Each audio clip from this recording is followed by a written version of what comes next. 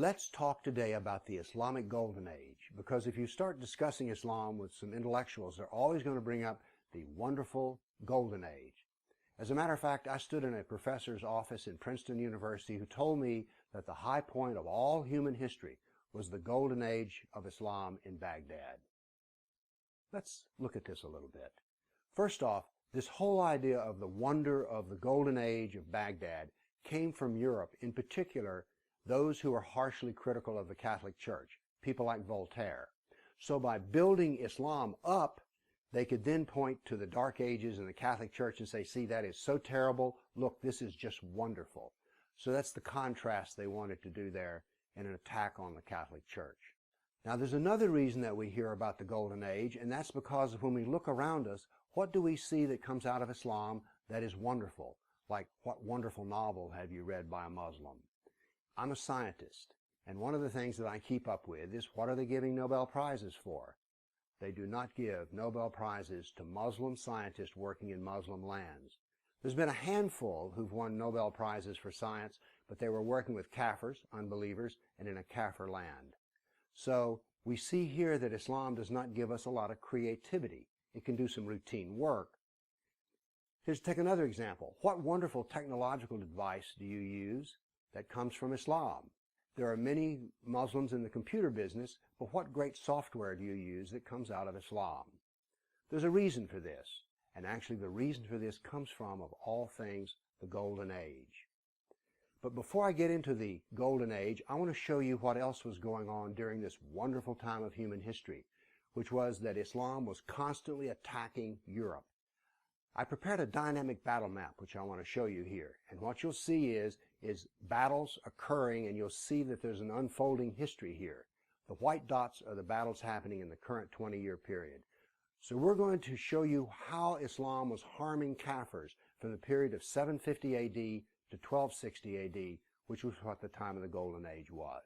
So here we go, our first 20-year period. Now then you see another 20-year period. Notice that Islam is projecting force from Baghdad in Iraq across the Mediterranean. And notice how many battles there are. By the way, many of these battles culminate in the taking of slaves. A not largely known fact is that Muslims captured over 1 million Europeans to bring them into the slave quarters of Islam. Notice that Spain is continually being hammered. And all of this is happening during the Golden Age of Islam.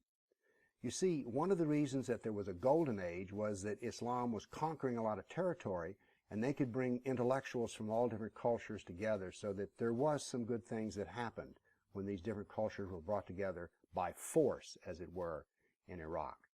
So these are the wars that Islam was fighting during the Golden Age. Now my question for you is, why are all those battles so golden? Let's take it another aspect of what was supposed to be so good about the Golden Age, which was they preserved all the Greek and Roman material. They did not preserve it all. They only preserved certain parts of it, which was useful for themselves. They didn't save any of the literature or the art. And as a matter of fact, they destroyed 90% of what they found. Why is it that saving 10% of the intellectual treasure of the classical period is called a Golden Age? What are we to call the Greeks and Romans who had 100% of it? Why aren't they referred to as a Golden Age?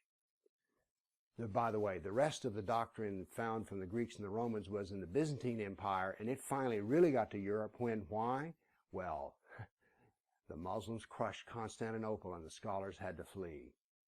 So there was some good that was done, but these are more like golden flecks. There were areas in which they did well. One was geography, star maps, mathematics, but it was very limited as to what the Golden Age actually occurred. The knowledge that was brought forth in the Golden Age was very limited to the area that it was in.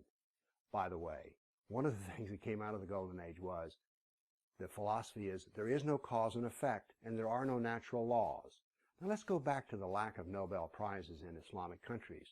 Do you think that saying there's no natural laws and there's no cause and effect would make a good scientist?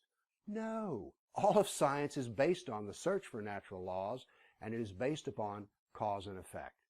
So we can say about the Golden Age that there were some golden flecks, but it was not a golden age, and it all came at the hands of the suffering of the kafir. so much for the golden age. Thank you.